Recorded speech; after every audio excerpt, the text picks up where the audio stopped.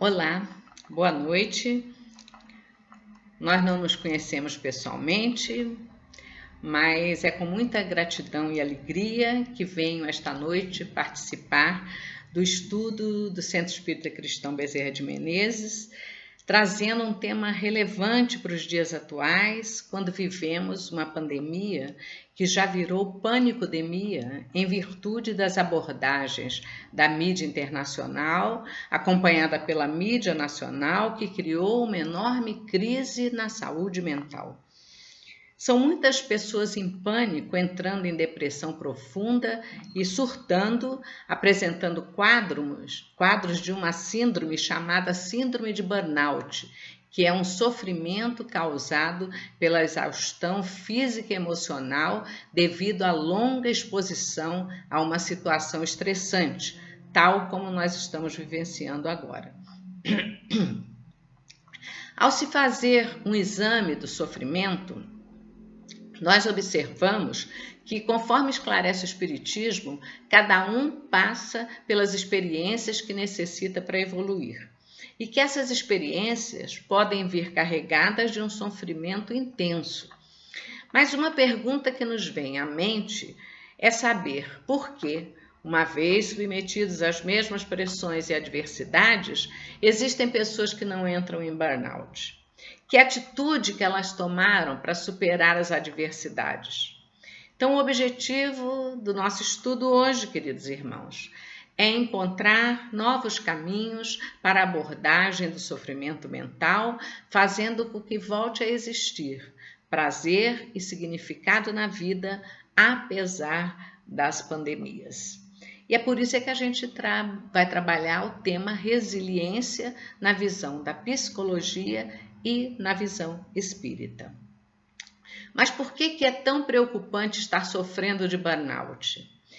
O apóstolo Paulo já dizia que nós não estamos sozinhos, que nuvens de testemunhas espirituais fazem parte do nosso cotidiano, com as quais nós formamos conexões ocultas, imperceptíveis, gerando influenciações espirituais sutis ou graves. Roberto Assaglioli, um psiquiatra italiano, afirma que se uma pessoa tem um conflito dentro de si mesma, ela não pode criar um relacionamento harmônico com os outros, porque a nossa tendência é projetar sobre os outros tanto os nossos conflitos quanto as nossas tendências agressivas e combativas. Hoje em dia, através da neurociência, nós já conhecemos a lei do campo mental, tão bem explicada anteriormente nos livros espíritas sobre os fluidos espirituais, lá na Gênese, né? Que podemos rechaçar ou absorver de acordo com a nossa vibração mental.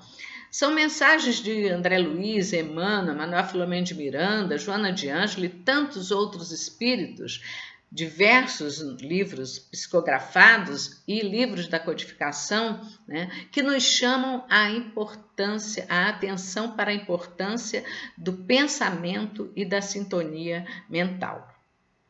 Essas mensagens que os espíritos nos trazem já estão comprovadas pelos estudos da física quântica, que afirma existir uma sintonia energética entre todos os seres e que através da vibração que emanamos, nós podemos alterar pensamentos, comportamentos e sentimentos nossos e das pessoas que estão à nossa volta.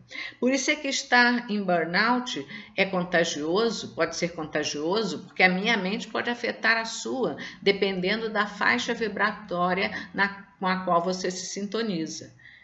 Aí nós vamos perguntar, burnout é uma espécie de estresse? Não, é mais grave. Estresse quase sempre afeta somente a pessoa envolvida. E burnout amplia esse horizonte quando afeta a própria pessoa, o resultado do seu trabalho, as pessoas no seu entorno, gerando uma falta de energia para viver, trazendo várias emoções negativas como sinais de vazamento emocional. mau humor, depressão, insatisfação profissional, pessimismo, emissão exagerada de críticas, problemas de relacionamento com as pequenas diferenças do cotidiano. Isso tudo vai passando do campo mental para o nosso corpo físico, que começa a apresentar cansaço, insônia ou sono excessivo, tensão muscular, problemas gástricos, pele ressecada e uma série de outros distúrbios. A psicologia começou a identificar a síndrome de burnout nos anos 70, identificando grupos de risco, profissões que trabalhavam em contato direto com as pessoas, em prestação de serviço. Como consequência desse contato diário no seu trabalho, elas então desenvolviam o burnout, ou seja, enfermeiros, médicos, bombeiros, cuidadores, e os estudos têm demonstrado que um aumento considerável de burnout entre esses profissionais agora durante a pandemia, e a gente pode reconhecer e saber as razões pelas quais isso tem acontecido, né? Mas nos anos 90 se percebeu que existia um comportamento de risco, ampliando esse mal-estar para professores, donas de casa, estudantes, atletas, né? E a partir do ano 2000, se pulou do risco para a vulnerabilidade, quando se percebeu que até pessoas que trabalhavam sozinhas também estavam vulneráveis, ou seja, que a vulnerabilidade fazia parte de todo o ser humano. E quando a pessoa chega ao limite da resistência física ou emocional, é porque ela já trabalhou, já passou por tentativas libertárias frustrantes, errando nas estratégias que ela adotou, fazendo então com que se multipliquem essas inquietações da alma. Analisando o comportamento dessas pessoas, a psicologia percebeu que há personalidades mais sensíveis a esse sofrimento, que se deixam abater pelas ações dos outros, são personalidades tipo A, que eles classificaram, né? Resistentes, turronas, com instintos agressivos e que se sentem abandonadas em seus problemas, acreditando serem as únicas a passar por isso. Elas terminam se isolando, evitam contato com outras pessoas, e esse isolamento é muito perigoso porque desperta tendências suicidas, já que elas rejeitam qualquer tipo de ajuda, muitas até imaginando que a ajuda vai cair do céu. Agem, então, como crianças, demonstrando carência afetiva e apego. Então, a gente pergunta, como é que eu posso prevenir, lidar, superar fatores que desencadeiam a síndrome de burnout? Aí nós vamos precisar dar um salto quântico, porque vai exigir de nós uma mudança de comportamento individual. Muitas vezes nós vamos precisar recorrer até à terapia, para aprender a mudar a forma de encarar os reveses da vida para sofrer menos. E é aí que entra a resiliência, que nos ensina como blindar-se das pressões e adversidades no ambiente do trabalho e na vida. E não é somente sobreviver apesar de tudo, e sim ter a capacidade de usar a experiência derivada dessas situações adversas para ter coragem de projetar o futuro. Mas como é que eu sou capaz de construir uma conduta vital positiva diante das circunstâncias difíceis que eu precise passar? Um dos maiores exemplos que nós temos de resiliência são os sobreviventes do Holocausto. Viktor Frankl, um neuropsiquiatra austríaco, ficou mundialmente conhecido depois de descrever em um livro que se tornou best-seller internacional a sua experiência dramática em 4 campos de concentração nazistas, quando ele perdeu toda a sua família. Ele cria então a primeira ciência especializada em sentido da vida do mundo, dando um exemplo enorme de resiliência, né? Mas o que é essa tal de resiliência? Ela é caracterizada por um conjunto de atitudes adotadas pelo ser humano para resistir aos embates da vida. O termo vem de uma propriedade da física sobre a capacidade que os corpos têm de voltar à sua forma original depois de submetidos a um esforço intenso, a uma pressão, uma deformação que foi removida. Por exemplo, um lápis que a gente pressiona numa borracha, né, ela sofre aquela pressão, mas volta ao seu normal.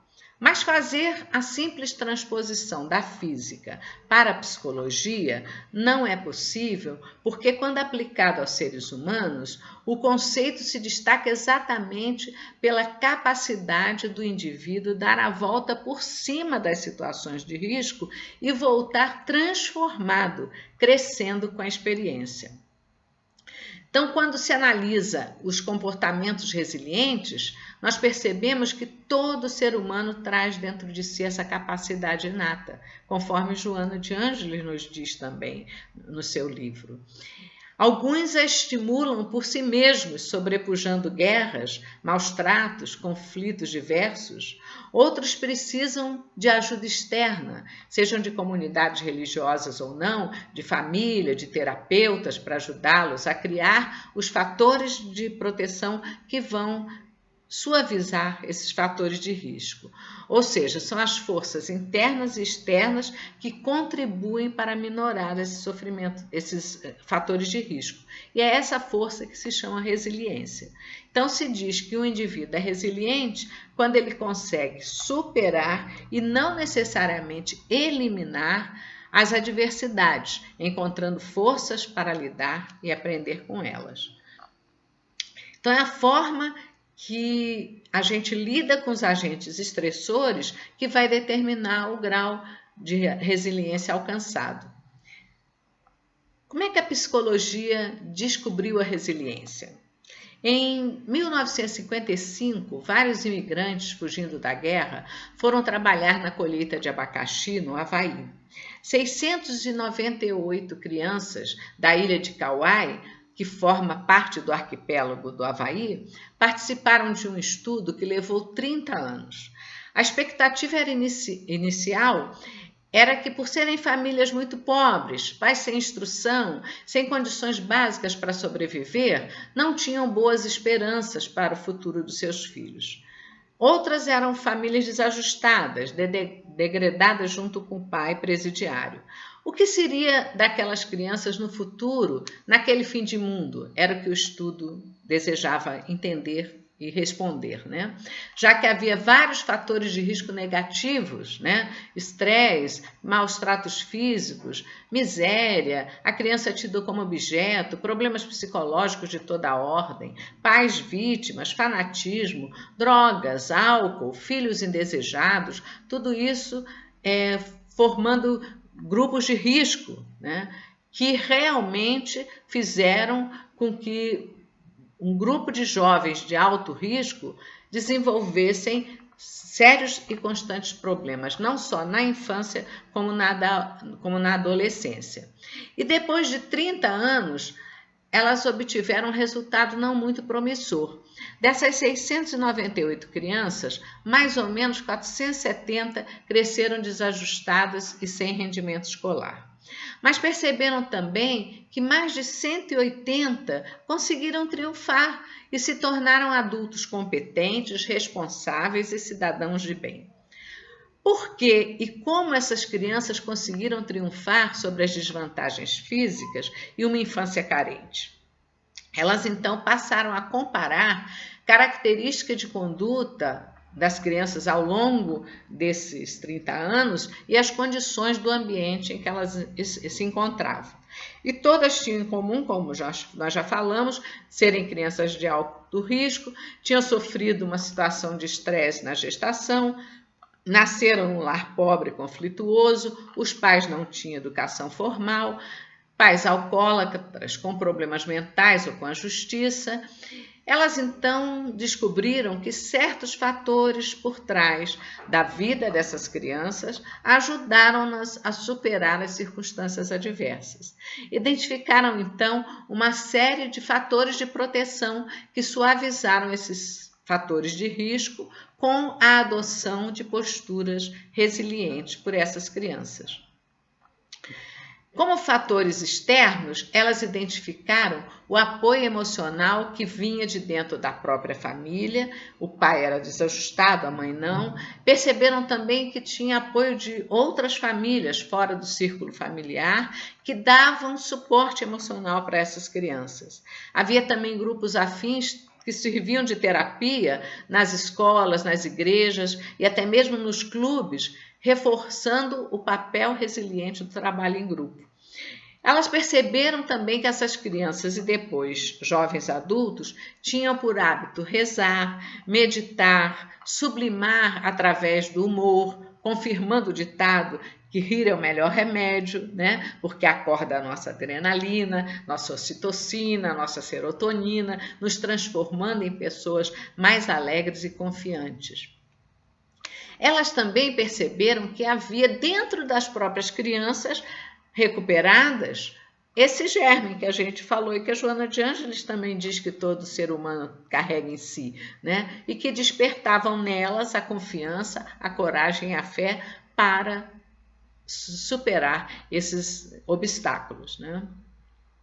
E da posse dessa descoberta, as psicólogas então passaram a adotar a resiliência como remédio, como estratégia de enfrentamento dos problemas da vida. Assim, na definição da psicologia, ela passou a ser a capacidade que as pessoas têm diante de um problema, de uma situação adversa, se recuperar e, como dizem, dar a volta por cima, tirando proveito do sofrimento ou da situação adversa para crescer. Então, a pessoa resiliente, ela abre os braços à ação, criando uma contaminação energética positiva, enquanto que a personalidade resistente parece um homem de vidro que diante do obstáculo se quebra em 1000 pedaços, a resiliente se assemelha ao homem elástico que estica aqui e acolá, mas não se arrebenta. Porque ela troca as estratégias de ruminação pelas estratégias de reequilíbrio, de enfrentamento dos problemas. E o que são as estratégias de ruminação? O Dr. Martin Seligman, ex-presidente da Associação de Psicologia dos Estados Unidos, ele demonstrou que algumas pessoas, diante de determinados eventos da vida, assumem um comportamento chamado de vitimização aprendida. Ou seja, elas acreditam que o obstáculo irá afetá-las por um longo período e qualquer coisa que façam não surtirá nenhuma diferença. Então, quando a gente substitui essas estratégias de ruminação pelas estratégias de reequilíbrio, a gente aumenta a nossa autoconfiança, a nossa autoestima, a nossa eficácia em adotar estratégias de enfrentamento que vão garantir a promoção da nossa saúde e do nosso bem-estar. E esse comportamento exemplifica como o sofrimento pode ser modificado mediante a coragem de nos defrontar com o sofrimento e trabalhar corajosamente com os instrumentos da realidade, conforme nos ensina Joana de Ângeles no seu livro Triunfo Pessoal. Ela nos esclarece ainda que é a lucidez da consciência que vai equipar o indivíduo na superação da amargura, do desespero e da infelicidade. E que, em virtude da compreensão que a gente demonstra em torno dos objetivos espirituais da nossa existência, vai ficar mais fácil para a gente entender e aceitar o sofrimento e a necessidade que a gente tem de ainda se encontrar nas faixas mais ásperas do mecanismo evolutivo. E é essa aceitação e essa superação dos desafios que a vida terrena nos oferece é que demonstra as atitudes resilientes. E é mais uma vez a psicologia espírita se aproximando da ciência quando mostra e explica as semelhanças e diferenças de comportamento dos espíritos encarnados aqui na Terra. Essa força, né, Joana de Anjos também lá no livro Despertar do Espírito, ela diz que essa força é usada para o crescimento e o espírito retira da realidade de si mesmo, porque ela está inata nos painéis profundos da nossa essencialidade. Conforme nós falamos anteriormente, a doutrina espírita nos ensina que a nossa mente interfere nas células do nosso corpo físico. Por isso, nós devemos cultivar sentimentos de esperança, de fé, de amor, de alegria, de paz e ideias edificantes, porque elas proporcionam boas energias que equilibram e deixam o nosso corpo físico saudável. Então, cultivar sentimentos de ódio, rancor, raiva, tristeza e vingança causam perturbações e doenças que vão se refletir no nosso organismo físico. Então, qualquer desrespeito da nossa mente logo se reflete no corpo em forma de enfermidade. Então, na visão espírita, esse conceito de resiliência se alarga porque ao depararmos com as diferenças de personalidade para justificar a maneira mais fácil ou difícil de lidar com as adversidades, vamos ao encontro do conceito do espírito eterno, milenar, que atravessa as eras em aprendizado contínuo. E sabendo que o nosso planeta abriga seres em diversas escalas de evolução e que os mais adiantados nos servem de exemplo para o nosso próprio crescimento, fica mais fácil a gente entender por que alguns são mais fortes e descobrem em si mesmos a força para lutar. No livro Alegria de Viver, Joana de Ângeles, ela nos fala que é imperioso que a gente abra a mente e o coração conscientemente a essa energia, a fim de que deixemos que ela penetre dentro de nós, adquirindo os recursos que dela fluem, e assim a gente se torna uma usina reguladora a irradiar em todas as direções. Lá também, ainda no livro Triunfo Pessoal, ela diz que é mediante a coragem de defrontar e trabalhar corajosamente com os instrumentos da realidade que nós podemos modificar o sofrimento, passando por situações problemáticas constantemente e, mesmo assim, manter um olhar de paz e tranquilidade, sem revolta, com fé e irrestrita confiança em Deus, com a certeza absoluta de que tudo passa e que nossas dores logo chegarão ao fim. As pessoas resilientes, elas também mostram desenvolver certas habilidades que nós podemos usar como exemplo, aprender com elas. É a tolerância à frustração, a capacidade de começar do zero, de se reinventar, de fazer coisa melhor para ajudar na transformação da sociedade, né? Todas as pessoas que reconheceram essas atitudes são pessoas mais saudáveis, né? E elas conseguem transformar as situações de frustração e tristeza em arte, lazer, esporte, cultura, de maneira a reforçar a sua autoestima, afastando a revolta, a autocompaixão, né? Esse vitimismo que o Dr. Seligman falou, a superação dos mecanismos que funcionam como autênticos atoleiros que fazem com que a gente não cresça, que a gente não aprenda e não enfrente os desafios da vida. Então, descobrir e desenvolver essas novas formas de ser, de fazer e de pensar, de ter a capacidade de agregar, de dar e receber, aumentem muito a nossa capacidade de responder aos problemas da vida. Recomeçar, então, é a gente conseguir se adaptar diante de inevitáveis e incontroláveis dificuldades da vida. Como todos nós vamos ter que recomeçar uma vida normal ou novo normal, a gente não sabe ainda como é que vai ser, mas nós vamos ter que recomeçar e aprender a lidar com tudo isso, né? Temos que aprender também, para ser resilientes, a tolerância com os nossos limites, as nossas características próprias e com as dos outros também, né? Aceitando os nossos erros e os dos outros, não para a gente tentar esconder, negar ou suprimir violentamente, mas para a gente, reconhecendo os nossos erros, lutar para transformá-los, mudar a nossa maneira de ser, de agir e de pensar, né? Aprender a desenvolver a flexibilidade, a abertura ao novo, né? Exercitar-se na compreensão e na abordagem dos fatos novos que a vida nos traz. Aprender a cultivar o lazer, a celebrar e, acima de tudo, a ser grato às coisas mínimas da inteligência. Cecília Meirelles sabiamente nos ensina que aprendeu com as primaveras a se deixar cortar para poder voltar sempre inteira. Muito lindo, né? Então, nós lembramos também da responsabilidade nossa com o corpo físico que Deus nos forneceu como empréstimo e, portanto, temos que cuidar dele com muito carinho. Nós somos muito preocupados com a pandemia, usando sempre álcool gel, colocando nossas máscaras, né? Mas o maior desafio é conhecer a nós mesmos, confiando na presença viva de Deus, de Jesus e dos amigos espirituais que pulsa em nós.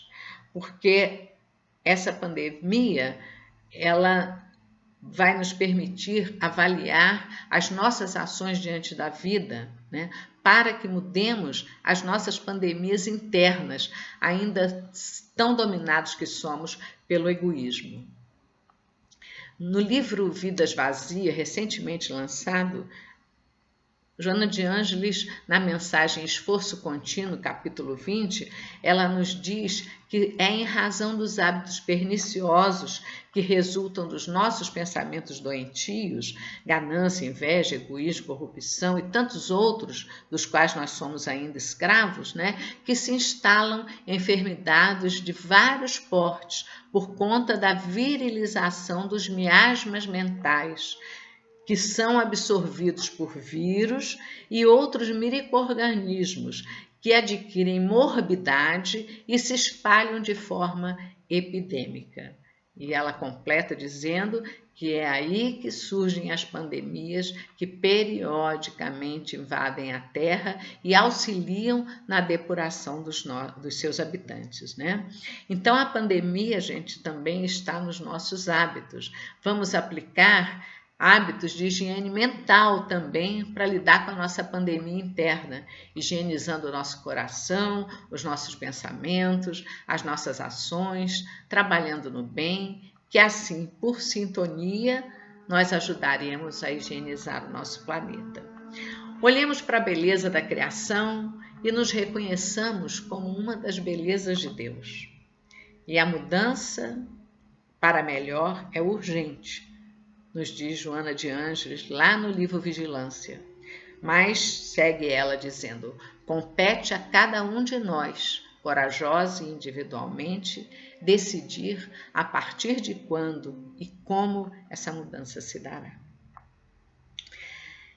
Então, meus irmãos, nós queremos encerrar o nosso estudo da noite com uma pequena mensagem de um texto da poetisa Cecília Meirelles ainda, chamada Arte de Ser Feliz. Diz ela: houve um tempo em que minha janela se abria para uma cidade que parecia feita de giz. Perto da janela havia um jardim quase seco. Era a época de estiagem, da terra esfarelada, e o jardim parecia morto. Todas as manhãs vinha um pobre homem com um balde e, em silêncio, ia tirando com a mão umas gotas de água sobre as plantas. Não era uma régua, era uma espécie de aspersão virtual para que o jardim não morresse. E eu olhava para as plantas, para aquele homem, para as gotas d'água que caíam dos seus dedos magros, e o meu coração ficava completamente feliz. Às vezes abro a janela e encontro um jasmineiro em flor. Outras vezes encontro nuvens espessas. Avisto crianças que vão para a escola, pardais que pulam pelo muro, gatos que abrem e fecham os olhos sonhando com pardais. Borboletas brancas, 2 a 2, como refletidas no espelho do ar. Às vezes um avião passa tudo está certo, no seu lugar, cumprindo o seu destino. E eu me sinto completamente feliz. Mas quando eu falo dessas pequenas felicidades certas que estão diante de cada janela, uns dizem que essas coisas não existem. Outras dizem que essas coisas só existem diante das minhas janelas. E outras, finalmente, que é preciso aprender a olhar para poder vê-las assim. Então, meus queridos irmãos, muito obrigada.